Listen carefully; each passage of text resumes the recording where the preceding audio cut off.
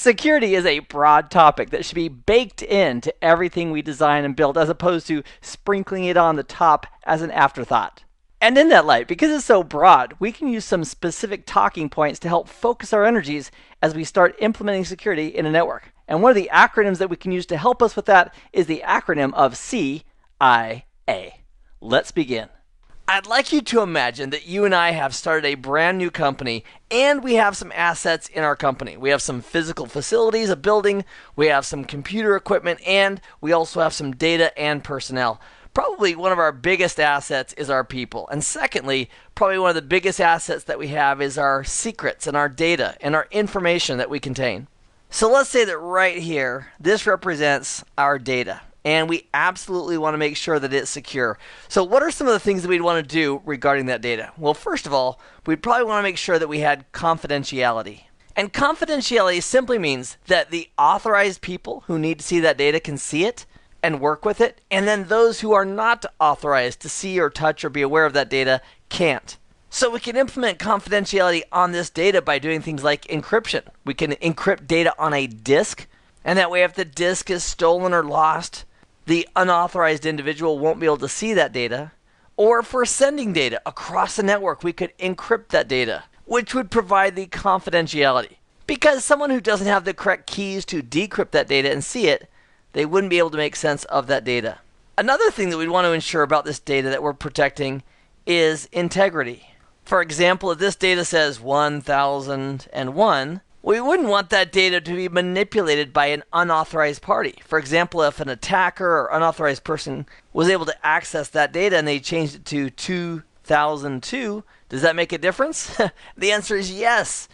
So we want to make sure we have integrity. And that includes when we send data over a network. We want to make sure that when we send the data, it doesn't get manipulated or changed in transit.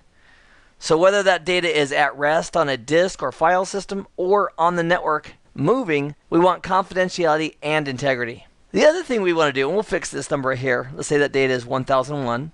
The other thing we want to do with this data is make sure that the people who need to see it, the authorized individuals, can get to that data.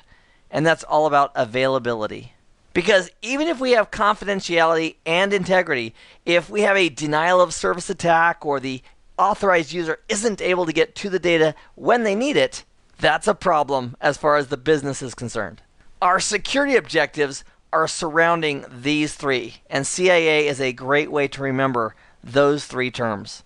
Now, in the assessment checks, which are almost in every single nugget in this course, here's how they work. I'm going to present a set of questions and then play some music for just a few seconds and give you time to read through them and think about what the answers are based on what we learned in this nugget together. Now, if you need a little more time than the 10 seconds or so that I provide, whenever you hear the music start, just hit pause and take as much time as you'd like to read the questions and then come up with the answers. And then what we'll do is we'll review each of them together before we close out the nugget.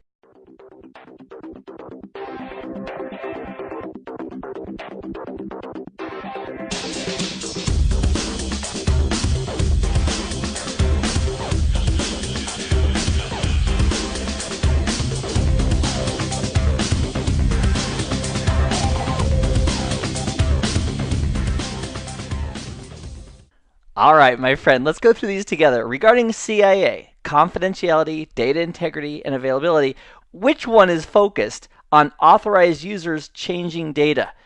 And the part that deals with the only authorized users can change or manipulate data, that would be data integrity. Question number 2, what is one popular option for implementing confidentiality?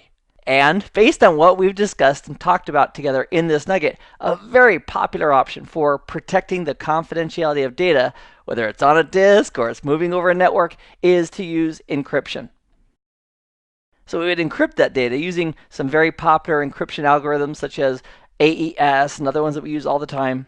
And the cool thing about encryption is that if somebody doesn't have the right keys, they cannot unlock and see what that data means. And that's how we can protect data either on a disk or going over a network, to make sure that only authorized individuals can see that information, which helps with the confidentiality. And then question number 3, using plain text protocols may compromise what? Now you may be saying, well, Keith, you didn't tell us explicitly in this nugget what the answer to that is. And what I'm doing here is we are reaching just a little bit together to apply some basic knowledge.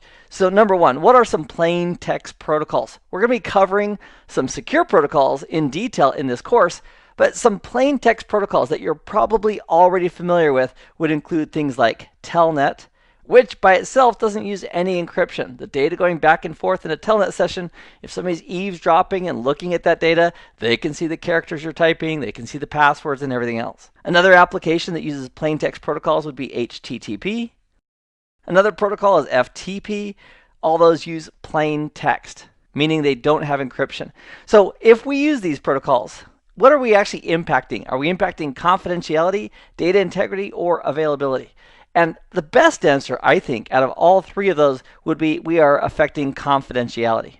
Because an eavesdropper, if they see our password being used back and forth in a telnet session, they now have that password. Or maybe we have some confidential data that's being sent back and forth with FTP. And again, an eavesdropper who can collect all that data and see the contents of it because it's not encrypted, that now has impacted the confidentiality of that data that was being sent. So now, if someone came to us and said, what are some basic concepts we can use as we deal with and address security, we can simply say CIA for confidentiality, data integrity, and availability. Thank you for joining me in this nugget. I hope this has been informative for you, and I'd like to thank you for viewing.